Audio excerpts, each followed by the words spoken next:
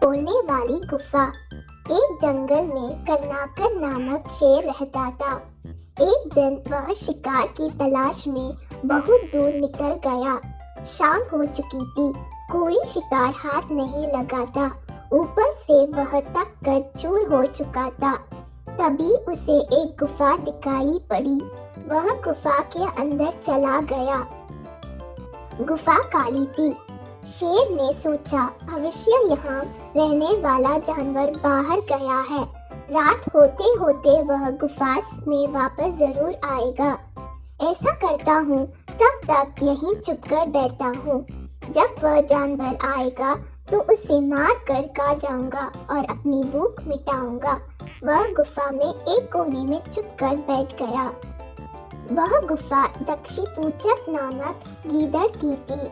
जब वह लौटकर आया और गुफा के पास पहुंचा तो देखा कि शेर के पंजों के निशान उसकी गुफा के अंदर जा रहे हैं, लेकिन बाहर आते हुए पंजों के निशान उसे दिखाई नहीं पड़े।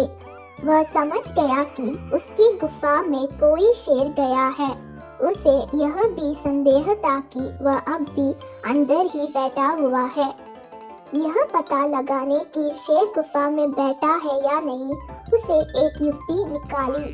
गुफा के द्वार पर खड़ा होकर वह तेज आवाज में बोला, मित्र, मैं वापस आ गया हूँ।